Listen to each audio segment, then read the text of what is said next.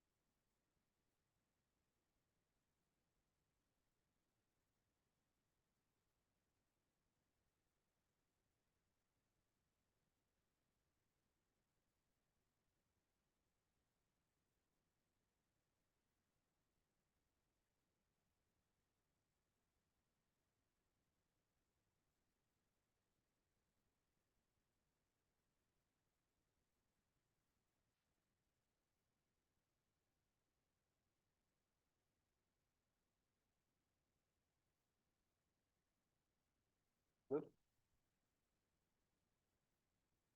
Thanks. Hey. Can I say something? Can you hear me okay?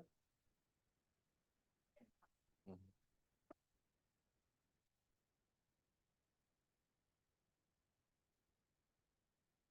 Fire.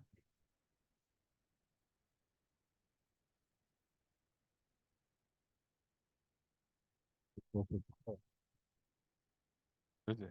Is that okay?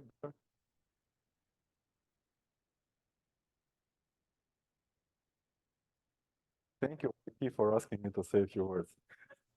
You can just say Q gamma function if you like. I want to save my voice for that. Yeah.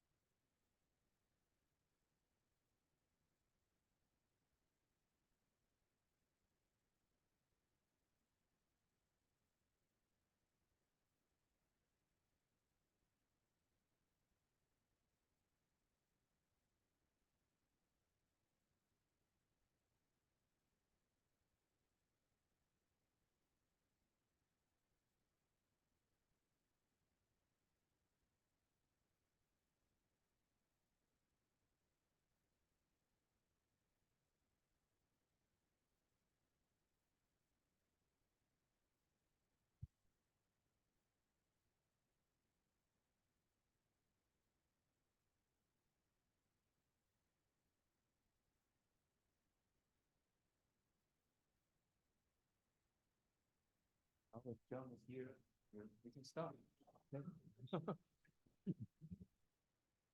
Welcome to the final talk of this year's Chen-Jung lecture series. And Professor Okounkov is going to continue to tell us about enumerative geometry and special functions. Thanks, YP. Thanks also for coming to this final installment of the series. So to remind ourselves, we were looking at this particular hypergeometric series, and we sort of, the first time you see it, you may not think it's particularly distinguished, but then we talked about how it has to do with spherical functions, McDonald polynomials, other stuff. And so maybe I've convinced you that there's something nice about that series.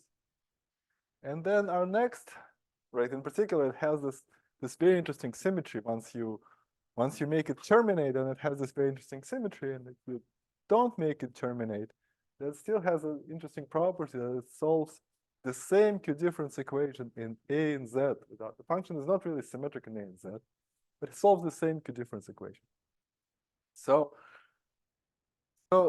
since this is a lecture in which enumerative geometry is supposed to interact with special functions, it's now the turn for enumerative geometry to enter the scene and somehow for this series to appear enumeratively. And we wanted to find a enumerative interpretation of the coefficient. So the coefficient of Z to the D in the series is just a product of there's 4 Pohammer symbols and some monomial.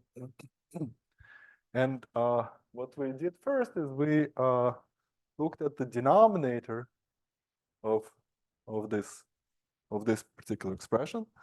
This denominator is reminiscent. Well, in fact, it's how it relates. Given that we has product of 2 Pohammer symbols, that it has to do with polynomials of degree, with pairs of polynomials, with 2 polynomials of degree less than D. And we thought that maybe the best way to think about pairs of polynomials of degree less than D is to add a monomial to one of them. And so this would be now a pair of polynomials considered maybe up to proportionality, where I fix this coefficient of proportionality to be 1 here. And I can view this pair as a map from P1 to P1. So I have these are homogeneous coordinates in the target P1. And the fact that I added the monomial here, not there, means at infinity it takes the value 1, 0, which is kind of the origin of the projective line. And well, it's not really an honest map in the sense that if I want an honest map to P1, it better be the case that this pair never evaluates to 0, 0, because 0, 0 is not a valid homogeneous coordinates on P1. But somehow, over the years in enumerative geometry, maybe some of them, at least I belong to the set of enumerative geometries who over the years came to think that this is okay. This is okay to study quasi-maps. These are called quasi-maps, and I want to, so this is an object, of course, very much studied, and I want to, in particular, cite this paper, which has been my kind of constant reading for many years, and say some word of gratitude to Jonas for writing it. Maybe also have say a word in memory of Bumsik, who, of course, it's very much missed in this community. So anyway, these are quasi-maps, and and so this is expression. So this expression here is expression Q and A, and we decided that all letters, every time you see a letter appear, that means it's some, has to do with a group element. And so if letter Q and letter A means this is a pair, this is a element, pair of elements each in GL1, and they have to act somehow. And how do they act? Well, so if I have this map, then QX as it acted before, it scales the source of my map. So if it scales like so. And AX just X scales the target. So if I want to act in the target P1, I have the exact same automorphism, and I'm going to write it like so. And then if I do that, then the fact we always looked at kind of we have some moduli space, and so far we always look just at function of this moduli space, that the Euler characteristic of function of this moduli space will be some monomial, which was not so important for now, and the denominator will be exactly like the one. Right? That is, I think it's easy. I mean, it's very easy to check, and I think you can take my word for it. And so now we need to think about the numerator, and well, now what we're going to do, we have a curve in P1, which I've put my P1 here. Here's my graph of my curve, and now I think of this as sitting in the zero section of T star P1. So the curve in P1, and now I think instead of this, I have a map to P1. I think now it's going to the zero section of T star P1, and the cotangent bundle to P1 is negative. We had remember this kind of silly story with the bucket, because the tangent bundle to P1 is very positive. There are many automorphisms of P1, and so the cotangent bundle of P1 is negative. So this curve will not be able to move in the T star direction. Will be obstructed in the T star direction, and we can introduce, in fact, a variable T that just if it scales, so if a T star P1 has an extra automorphism, I can scale the cotangent fibers. And if I scale the cotangent fiber, so again, we have letters. So far we had letters A, Q, and T. Also, so T will be another JL1. The JL1 just scales the cotangent fibers. And if it scales the cotangent factors, well, in this case, so it's the group in the group JL1, there is an outer automorphism. It takes A to A inverse. And so it's always whether you're going to choose A or inverse, it's maybe it's not so particularly important. But you hear him to match the formulas before you put T inverse here. And so and that abstraction, and again it's easy to check. We decided that deformations go in denominator, abstractions go in the numerator. And with that, when we had that bucket discussion, and that abstraction will create the numerator. But maybe you can also think of that abstraction as I have some moduli space M, and in fact it gets, instead of taking functions on it, I in fact compute some sort of characteristic class of that moduli space. So that's maybe one way to think about it. And for many perspectives, there is a certain particularly nice characteristic class, which is always the best thing. No, sorry, I don't make an absolute statement, only a relative statement. In my experience, it's been always the best thing to ever compute. Is that if you have an algebraic variety, you don't want to compute the Euler characteristic of O. You don't want to. You may want to compute the Euler characteristic of O. You may want to compute the dual thing, which is the canonical bundle. But the thing in the middle, the square root of the canonical bundle, it's maybe in some sense the best. It's the index. Well, this is related to the index of the Dirac operator in your complex manifold. And similarly, if in virtual situation, if you have a virtual structure shift, it's best to twist it to the square root of the virtual canonical, but the virtual canonical has to do with determinant. So usual canonical bundle has to do with determinant of the tangent bundle, and the virtual canonical has similarly to do with the determinant of the virtual tangent bundle. So now if we apply this characteristic class to this modular space M, then in fact quite precisely on the nose we'll get that expression. So that's it's something. So again, to summarize, we wanted the coefficient of z to the d in that hypergeometric function, that is some particular characteristic class of the moduli of quasi-maps to P1 of degree d, and which characteristic class it is? It's what you would think you should consider, in fact, slightly twisted by the square root of the virtual canonical. Yeah. Yeah, and it's so in particular, so maybe one feature of this formula, which which is, you see, this formula is very neatly balanced. So there's, so to speak, there's kind of d appearances of A in the numerator. Oh, sorry, I'm putting the denominator as a numerator. There, A appears d times in the denominator, and appears d times in the numerator. Now t similarly appears kind of 2d times in the numerator, because and q appears 2d times in the denominator.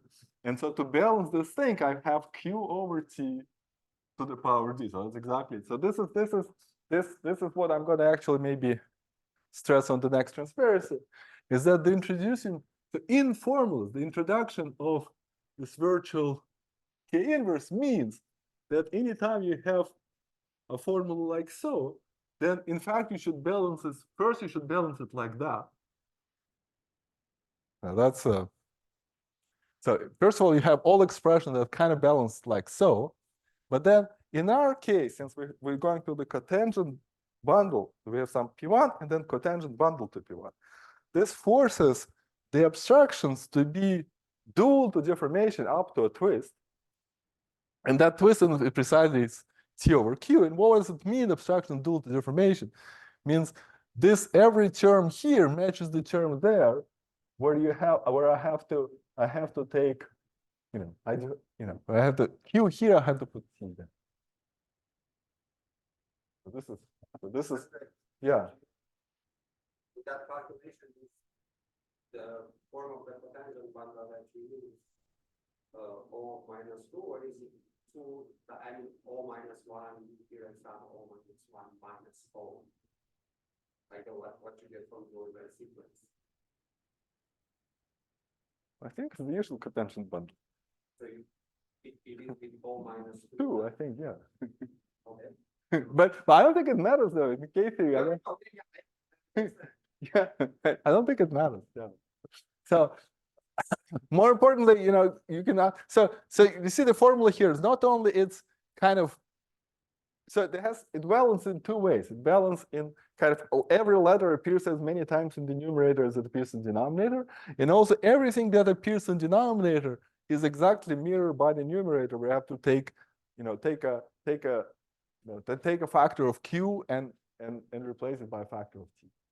That has to do this has to do with the denominator has to do with deformation. Numerator has to do with abstraction, and abstractions are dual with deformation with some overall twist by character, and that produces q being replaced by t.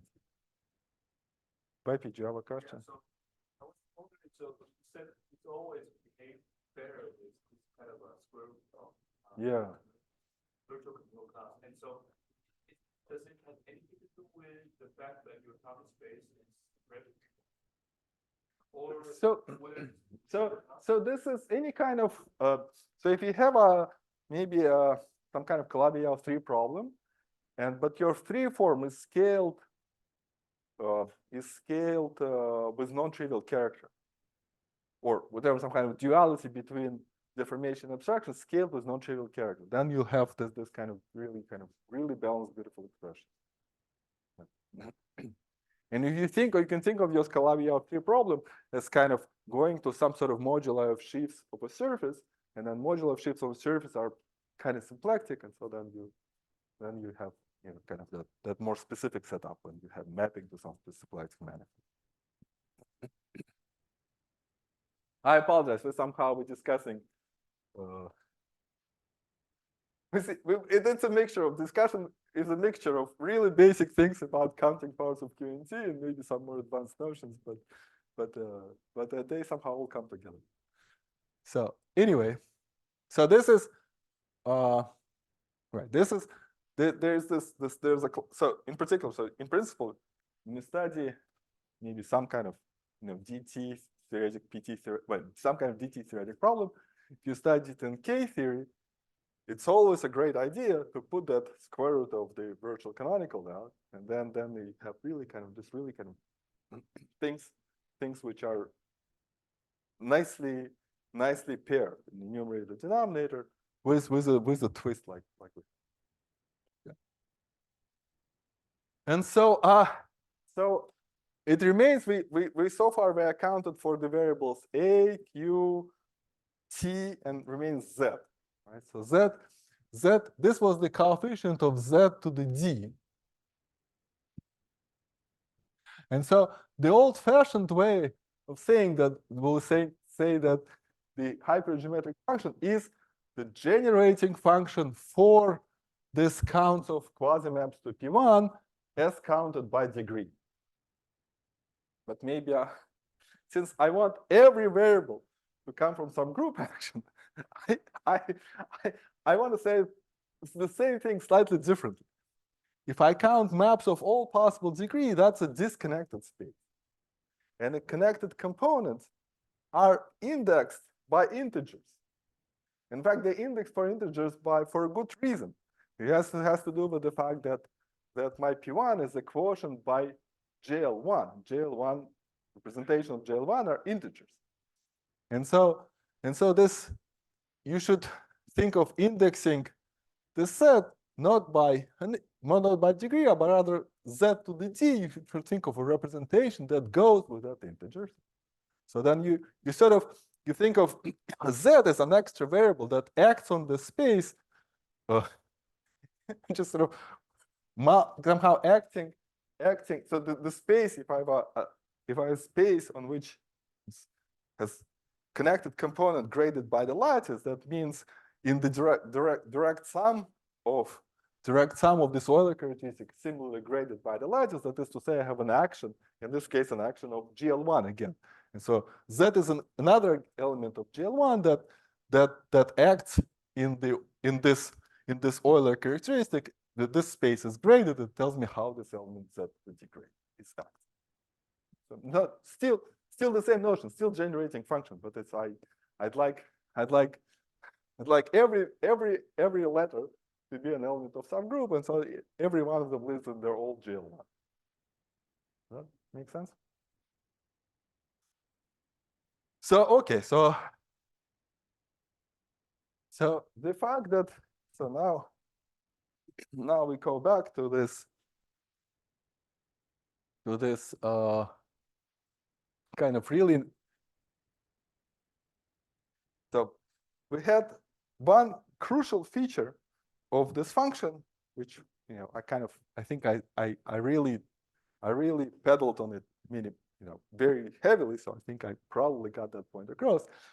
The really important feature of that function is that it satisfies the same Q difference equation in Z and A. And this, in fact, is maybe the first glimpse of a very general phenomenon called the three-dimensional mirror symmetry. When you have pairs of varieties in which the count of curves are exchanged just like so. So you have variables like A. The variable like A just really acts on X. And variable like Z, well, it's an element in some torus that indexes the degree of possible curves. And as I make the symmetry, these two lattices are just gets exchanged, and then the count is written here. Just identify. The counts are identified only if my curves, if I have a map from a proper curve, a compact curve. And so this is kind of amazing phenomenon. But if I study local contribution, which I'm mapping from we study kind of local problems. The differential equation has to do with maps from. Yeah, I should have said so. Maybe but I'll say it. I'll say what I want to say now. Maybe I'll go back. So for this local contribution from maps from a line, that the actual counts are not equal. It's just the differential equations that they satisfy. Because the differential equations differential equation have to do with maps. The differential equation is some rational equation, has to do with maps from a complete curve, or from maps of like actual maps from P1. And the solution is not the differential equation. The symmetric solution is not. And maybe while we while we're digesting this, and maybe I'll go back to make a kind of, I don't know if this is important or not so important point. Here, this is still a local computation because we insisted that our curve, that somehow nothing happens at infinity. Right, so we discussed that local computation have to do with maps from maybe formal disk or some line or maybe P1, but then again with the condition that no somehow at infinity it just takes this value, takes it nicely. There's no singularity at that point, no nothing. So nothing happens at infinity. And so it's a non-compact space, and then it's the things you compute are infinite dimensional. So if I compute something on a compact space, I'm never going to get the denominator, because if I compute some some coherent shape on a compact space, I'm going to get a finite dimensional vector space, and so this will never have a denominator. Have something with the denominator have to be non-compact. And so now, in this kind of amazing phenomenon of three-dimensional mirror symmetry, for compact curves, you have really complete match with exchange of variables that keep track of degree for the variables that just act. But for non-compact curves, you have really different functions, but they satisfy the same differences. Make sense? And the main example, well, I'm on the way. Maybe a very classical example of such mirror pairs should be the cotangent bundle with G mod B should be mirrored to the cotangent bundle G check mod B check. That should be some statement directly generalizing that paper of YP and Sasha that I had on the first talk I had. And this is supposed to be the geometric explanation of this label argument symmetry of McDonald polynomials. And the truly new example is, which we're not going to discuss in these lectures, is the Hilbert scheme of points in the plane that's supposed to be self-dual. So maybe I should be honest and say that the complexity of the functions you're going to encounter going from T star P1 to the Hilbert scheme of points on the plane be kind of dramatic. The increase in complexity was somewhat dramatic. So the fact that some kind of miracle happens would be very difficult to check by hand. But this is like, think of this as already the classical, just the classical key theory. This object has to do with McDonald polynomials. So if you study curves in there, then it's kind of like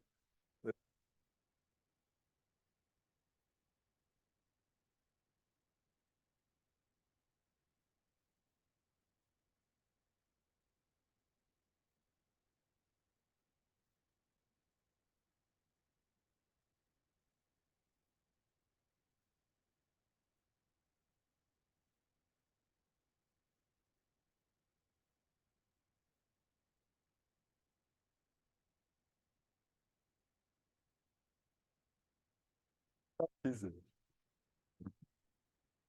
So what is T star P? What are those kind of counts for T star P0? For T star P0, well, if we understand counts for T star P1, we should be able to just take this expression and cross out. So cross out all the terms that contain A, or just let A go to 0. If I plug in A equals 0, then these pairs disappear.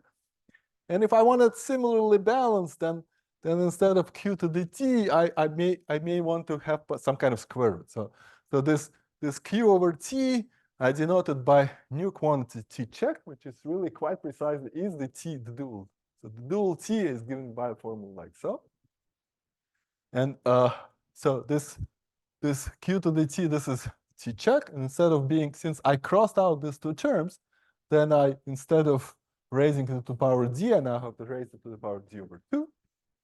Otherwise, it's this is the series for T star P0.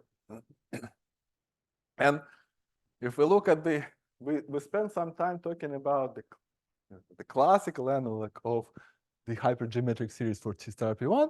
Well, the classical analog of this series, well, it's just the binomial series, because this is the Pohammer symbol. This is falling factorial. This becomes the factorial, and so okay, so we can sum this up. So maybe you don't expect to see a proof of binomial theorem in the third lecture of the lectures, but if you had to prove it, what would you do? Maybe the easiest thing is to check that they both satisfy the same differential equation with the same initial condition. Maybe that's the easiest check. And you can do the same with this series. So this series satisfies a very simple Q-difference equation, which you can just solve. The result is known as the Q-binomial theorem. So the Q-binomial theorem says that the sum is some ratio of Q-gamma functions,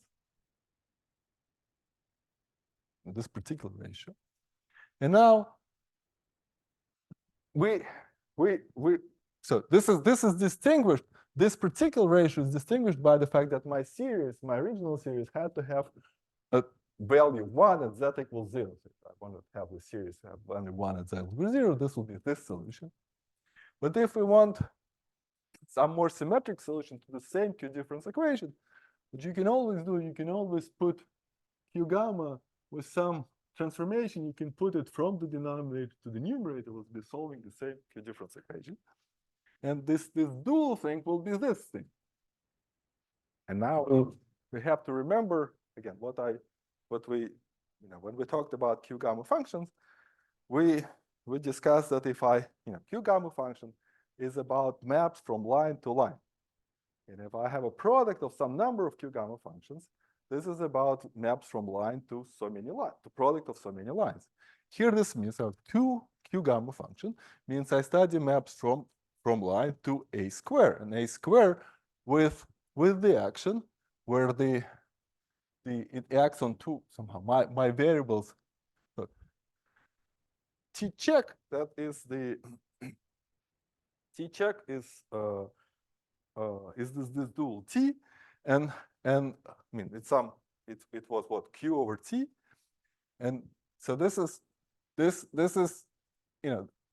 like saying this action has to have determinant T check, and what happens here is that I split this determinant symmetrically between two axes, and then Z and Z inverse is now what preserves the symplectic form in the plane.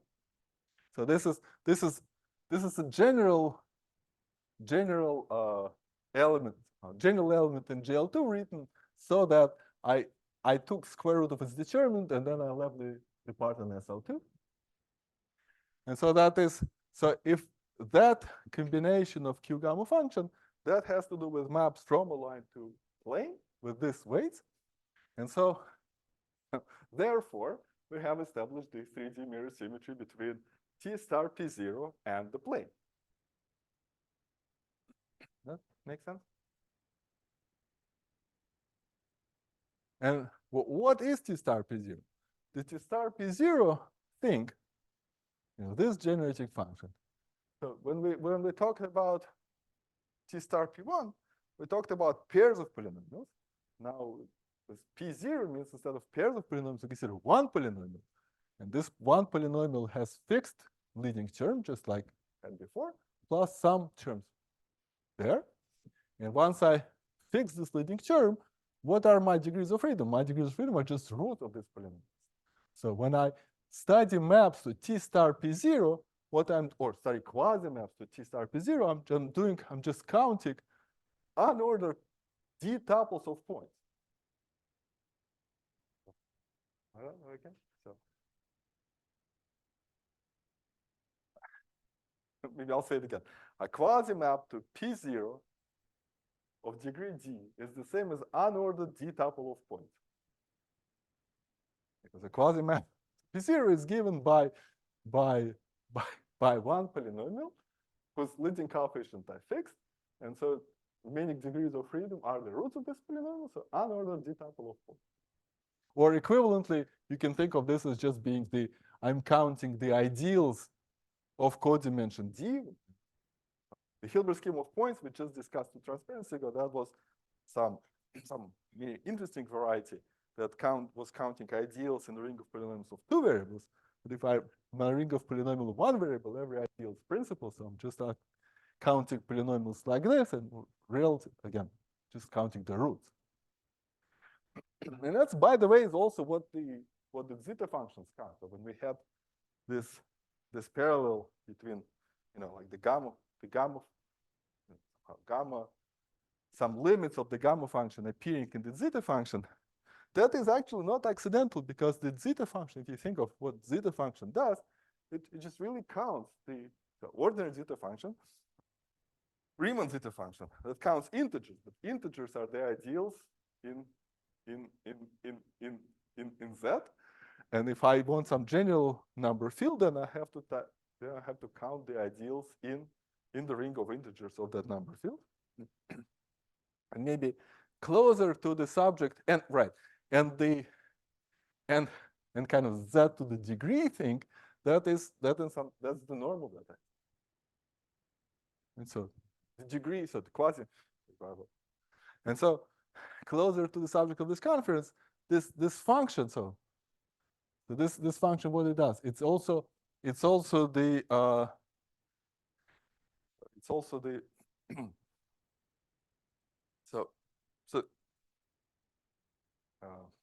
am I supposed to say? So if I have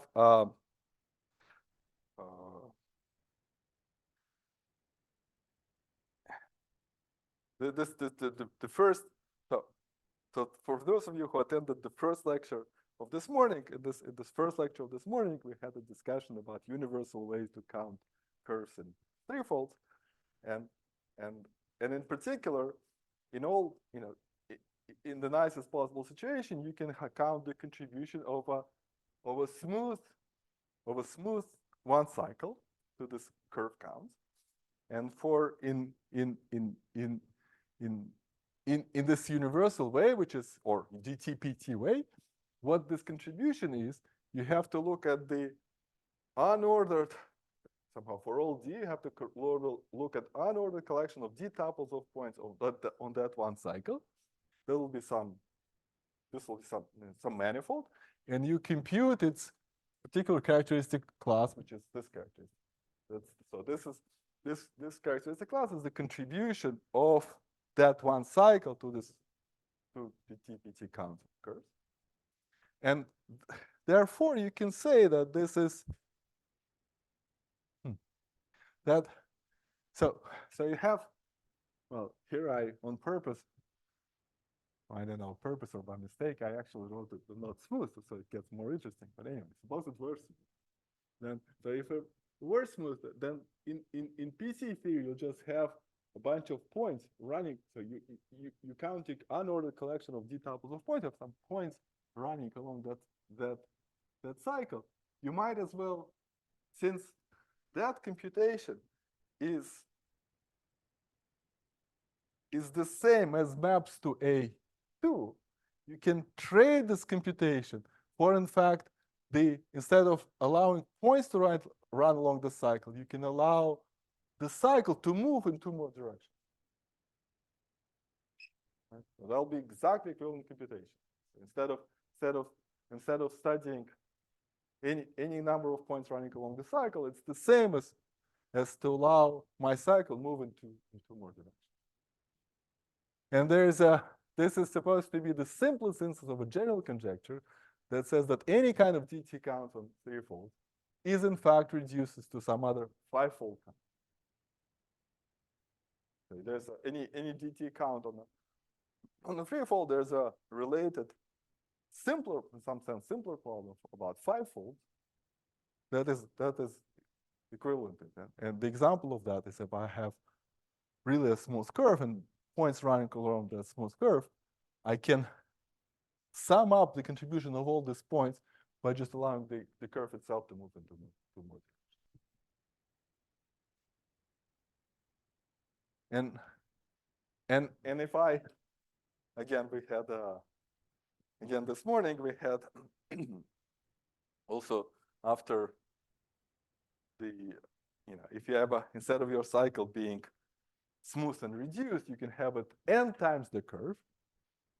And then so if your cycle is n times the smooth curve, then the corresponding, then the ability to trade this for some kind of five-fold picture is actually quite precisely related to the self-duality of the Hilbert scheme of points. Because if you n times a smooth curve, you're studying quasi-maps to the Hilbert scheme of points, because if you n times smooth curve means you kind of map in the transfer direction, you have a Hilbert scheme of n points. So you study quasi-maps to that Hilbert scheme of n points, and then you should be able to trade it for something else, and that has to do with self-duality of the Hilbert scheme. So to my mind, this sort of this five-fold symmetry should be the real explanation for the fundamental reason that there is this three-dimensional mirror symmetry, but that of course remains completely conjectural. Yeah.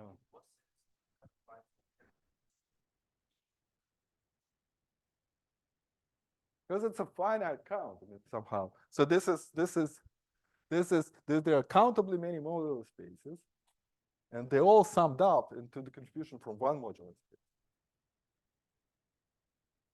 And so there's no notion on a fivefold. There is no notion in fivefold theory. There is no notion of Venus or no notion of other characteristic. It's just the degree. So just the degree. So this is the fact that you get all rational functions. So there are some general conjectures about rationality of Donaldson-Thomas invariance, known in some sort of generality, and then all conjectural to complete generality. And that rationality is supposed to be explained by the fact there is in fact some other moduli space in which this variable z, they really act. So the z was just acting. I should bring this back. The variable z, which was the degree variable, that is just acts in these two more directions. And so in this modular space, the z is just acting. And so the fact that you get some rational function in z is somehow given. And what that rational function is, somehow it really sums up all general, sums up all Euler characteristics.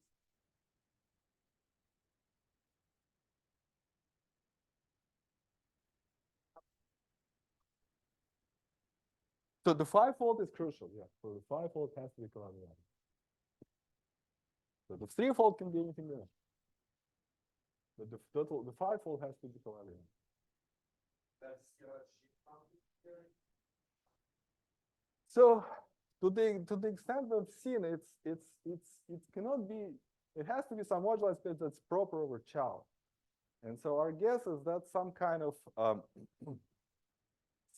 modular space of kind of like maps from schemes with some stability condition. So this is, and the stability condition makes that, so I mean, this is kind of usual stability condition that there's no sub scheme that is somehow a smaller slope and that sort of thing. And so this is it sort of kind of mixes Groen-Witten with Donaldson-Thomas in the sense that it's a map from scheme. But it's it's a nice scheme sometimes. I mean, the stability condition makes it Cohen-Macaulay stuff. So it's but with the what the space really needs is some kind of sheet, because the abstraction theory for what I described is not nice, and so maybe the usual way to construct some kind of sheaf which will replace this Oehlert virtual, maybe some advanced methods, kind of modern advanced methods should be used instead of kind of old-fashioned ideas how to construct the virtual code. But in the situation when one knows what shift to put on it, that's kind of that kind of checks out pretty nice. Okay. So again, maybe to say that if I want a contribution of a smooth curve, n times the smooth curve, that's some theory of maps to the Hilbert scheme of n points, and the fact that I can trade it to this somehow. I can make it completely symmetric in a fivefold. That in particular implies the self-duality. And okay, so now we've come to a point where you give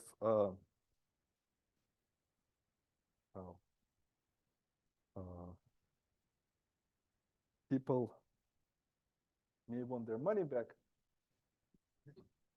because so far I've been sort of, I've been telling, slightly two parallels, two not so closely related stories.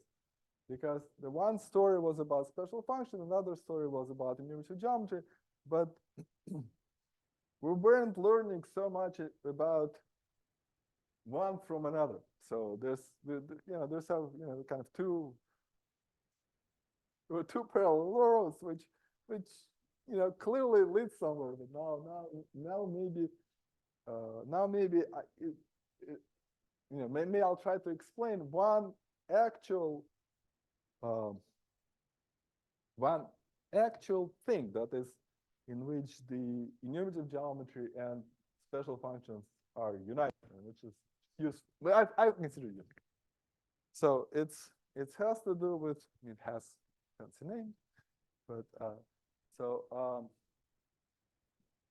so there is a very fundamental theorem of delete that says that if I have a system or differential equation, or Jelin would say flat connection, so if I have a system of ordinary differential equation, then if it's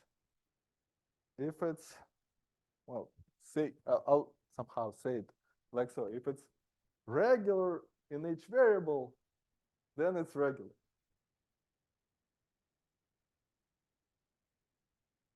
But for Q difference equation, so I was saying that Q difference equations are kind of like ordinary differential equations. There's somehow not much difference. But in fact, this is the place where Q difference equations really differ from ordinary differential equations. Because for Q difference equation, this analog of Jelin's theorem is just absolutely false. So we can have a Q difference equation which is regular in each variable, but not regular jointly. And here's the silly example. Consider this system. So if I shift Q, I get A, and if I shift A, I get, sorry, if I shift Z, I get A, and if I shift A, I get 3 strikes, I'm out. So if I shift Z, I get A, and if I shift A, I get Z.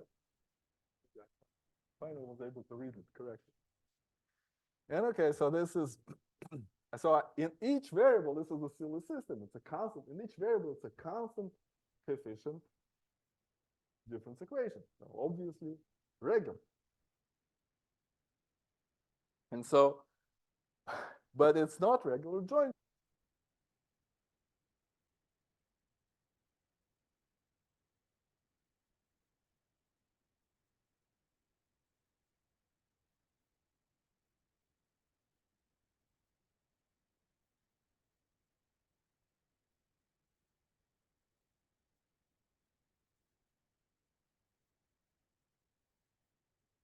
If you see the difference equation, better to denote its solution by xi and not think what xi is, because it's, well, so what does it mean to solve a differential equation? So a differential equation, solve it, there'll be some constant of integration. What does it mean? It means I reduced my equation to the equation whose solutions are constants. So it means I reduced the equation, f prime equals something to the equation f prime equals 0. So similarly, solving a Q difference equation is similarly a way to reduce your Q difference equation to trivial Q difference equation. But you can also reduce to non-trivial like is that. And so once you reduce to equations like so, better somehow not try and unpack it further somehow. Just think of size, one or the other, it doesn't matter. But if you look at it, then it's clearly not regular, because what a solution of a regular difference equation has to grow at most polynomially. And if you think of log z, log a, if they separately go to 0, then okay, log a grows, and so I have exponential of like that, it's going to grow polynomially, similar in z. But if they both go to 0, and that grows super polynomial. and in general.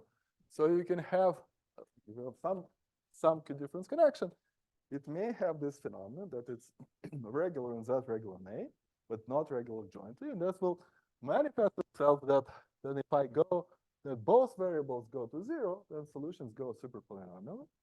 And more importantly, there will be no good basis of solution if I study, so if I have a, if I study, if I have a regular differential difference, Q-difference equation, that will say there's some theorem that says I'll have a nice basis of solution and some, once I have, once my variable is in some kind of domain like this, but in fact, there's no basis of solution, but both variables are between 0 and F. We'll see an example in 1 second. But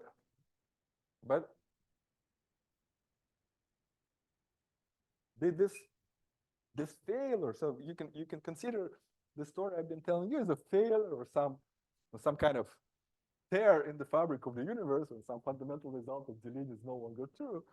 And so, but in fact, for us, it's actually a feature rather than a bug, because I'm stressing this fact that you get, if you have a dual pair of varieties, you're going to get different solution, really different solution to the same equation. So the fact that there is no good basis of solution when both variables are near 0, that's somehow good, because this is what we expect to happen.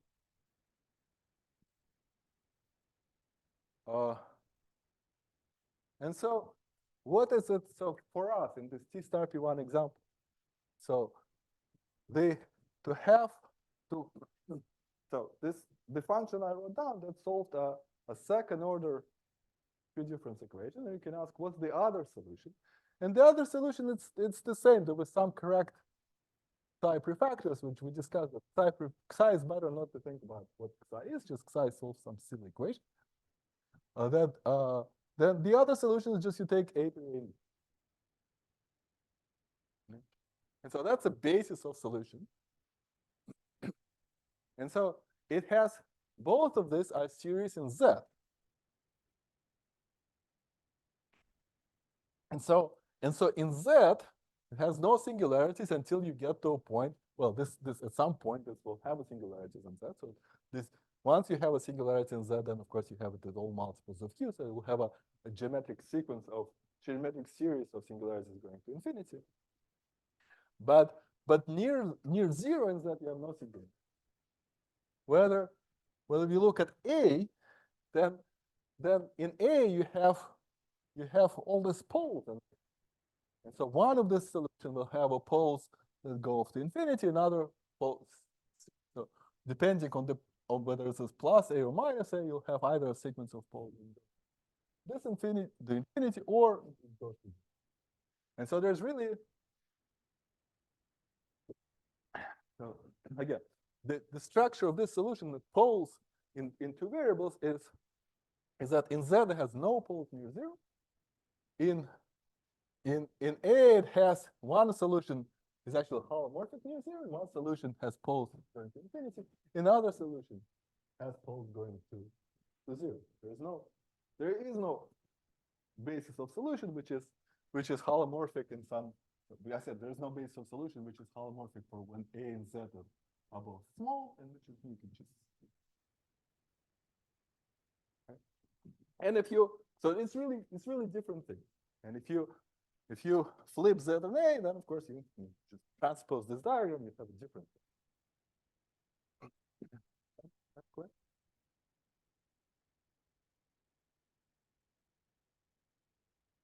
So how to make I don't know how to well, I don't want to say profit, how to take something positive out of this negative is if you have two solutions to the same equation, then they have to be related by some change of basis metrics. And this metric, since it connects two solutions to the same equation, has to be elliptic. Because that has to be, what does it mean to be elliptic? It means to be a constant. What's an elliptic function? The function, if you take a variable, shift it by Q, nothing happens. So that's what it means it to be an elliptic function. And so if you have two solutions to the same, two bases of solution to the same equation, means they're related by a matrix which is constant, which is this is you shift all variables by q, nothing happens. So it means it's a matrix of elliptic function. Moreover, this matrix. So this is a matrix. So this is like maybe one thing you can maybe, this is not like Stokes matrix, but in some way it's like Stokes matrix. So it's not, Stokes matrix tells you if I have an irregular equation, then how to relate solutions in different sectors. Here I have an equation which is in each variable regular, jointly irregular. And then I have some matrix that will, it's a global thing. It's not defined to sector. It's a global thing. It just takes one group of variables which I summarily call A to another group of variables which I summarily call Z. But in some sense, it's an object which is, first it's local, and second, it's in fact algorithmic. It's not Stokes matrix is some kind of analytic thing. You need actual analysis to compute it. But this thing is algorithmic. Why? Because this matrix is triangular.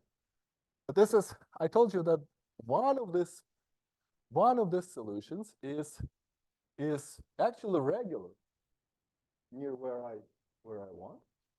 And I only have to correct the other solution by some multiple of the first one. And why it's triangular, you can see abstractly, because I told you that this is the leading order asymptotics as I go, let's think of the leading order asymptotics as I go to the 0, 0.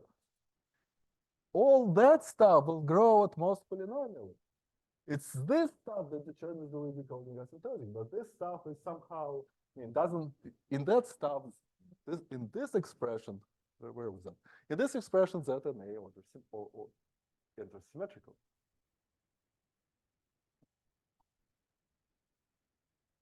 So this stuff doesn't see this phenomenon, doesn't see this kind of difference between Z and A. It determines the leading asymptotics. Therefore, my matrix has to, whatever change of basis I have, it has to preserve leading asymptotics. So this matrix will have to be triangle. So once it's triangle, then we just do it by some kind of version of Gramsci.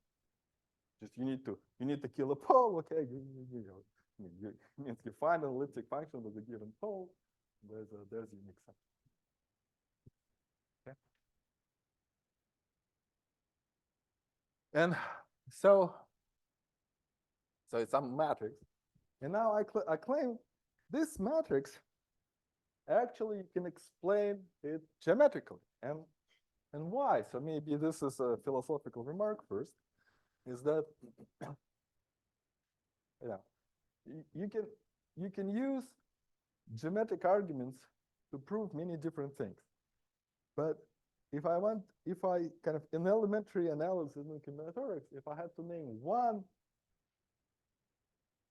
one aspect in which geometric computations are vastly superior to anything else, are the questions like presence or absence of poles. Because all computations we do here, and those geometrical, these are really easy to control. Because all computations we do here, all variables that appear, they're just air variables in some group that acts in some vector space. And so if I want to show that something doesn't have poles, all I need to show that this vector space is finite dimensional. If I want to show that some vector space is finite dimensional, all I need to show that I'm taking the Euler characteristic over some compact space. So once I get something, so in geometry, there are ways to prove that there's no poles in some expression by showing that this actually computes something on a compact space. It wouldn't tell you what the answer is. There's somehow no way to tell.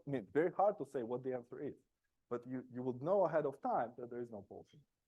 So if you want to prove something about, I have some expression and I make some transformation, I want to prove that in fact that cancels all poles, in fact, that's a situation in which geometric arguments are really strong.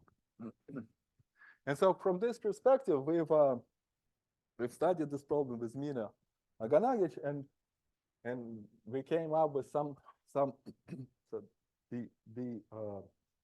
the geometric analog of this matrix is in fact some elliptic homology class that lives on the products of x and x check, and has many different names. We first called it mother function, but then somehow thought maybe it's too disrespectful or somehow not respectful, too familiar somehow.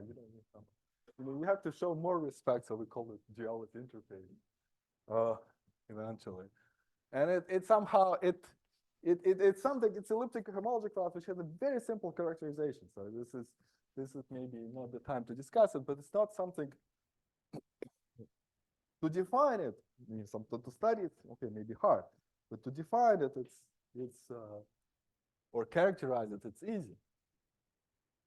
And from the knowledge of this, so going back to the original problem, if I know that elliptic matrix, I in fact can reconstruct my original functions and differential equation and everything. And one old way to do it, so this was kind of the old way, it's like from our paper with Mina, is this elliptic matrix actually computes the monodromies of all these equations. If you think what's so the monodromy of a Q difference equation is a thing which very similar to this matrix, namely you write the fundamental, so if you say some variable z, then you can write a fundamental solution at 0 will be some meromorphic function, and fundamental solution at infinity will be another meromorphic function. The ratio would be elliptic function. That's called the monodromy of the equation. And if you think like so, then the monodromy of this equation in Z, okay, may be complicated, but this equation in A, the monodromy is all contained in here, because all that stuff has no monodromy. So monodromy is completely in here. So that's so if you know this matrix, you can reduce all your monodromy problem to just diagonal matrices. So that tells you what is, so if you know that matrix, that tells you what the monodromy is, therefore you know what the equation is, and so on and so forth. But in fact, there's a maybe more modern way to also determine this, and for lack of time, maybe I'll say that perhaps we'll hear about something like this in Melissa's talk tomorrow. Because if you know a little bit more about this function, then you actually know what the solution is. So, and maybe I'll finish with a few slides for the future. Is that first of all, this class, I've been trying to stress in this lecture. So this computation, nothing depends on the field of definition, and in fact, this is defined over integers. And you would expect it to be similarly useful in actual number theoretic and image problems, the kind we discussed. Right? You think it should say something there too. Also, elliptic homology, it's something like the elliptic homology. It's something like the K theory of loop space, and in this incarnation, the loop space has to do with maps from a formal disk to x and x check. And it's only natural to think that this E is really just the K theory class of some Fourier-Mukai equivalent between loops going to x and x check.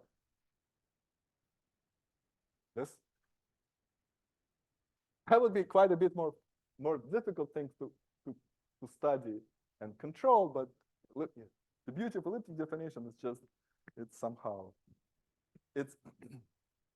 the beauty of elliptic definition that it involves this degree counting variables on the same footing that it involves the equivalent variables. And so it's an object of completely classical mathematics. And so this, of course, is an object of mathematics of the young generation. And I say that there are many groups around the world study this duality interface. I've been in particular one kind of recent pre-impressive paper in the subject. Maybe Botta and Rimani is a very good paper to look at. And with Heroku, and Chen-Jung, we also have a project, kind of slow going project, and it's a New Year is coming, and people make various wishes for New Year, and maybe we should wish for ourselves to complete this project in 2024. And with this, Jan done quite low. Thank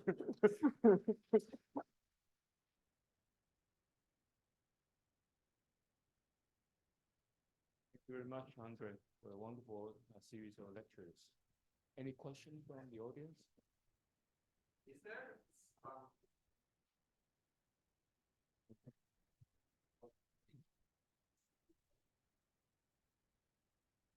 a mirror?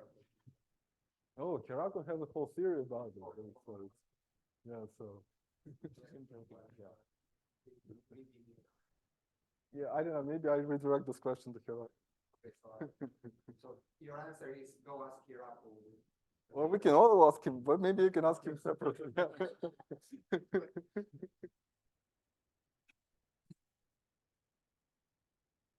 Any other questions? Yeah, please. Photo.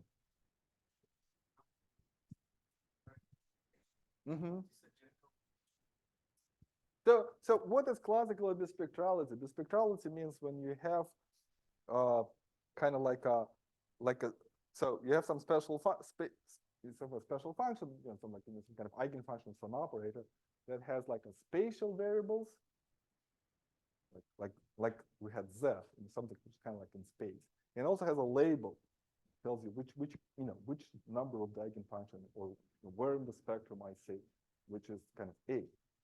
And the bispectrality usually refers to the fact when there is a dual problem in which these things exchange roles.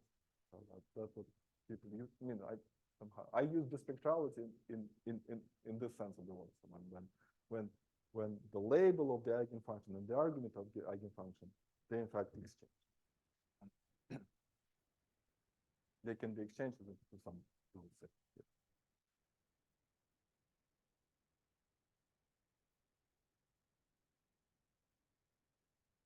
Okay, then let's thank Andrei again.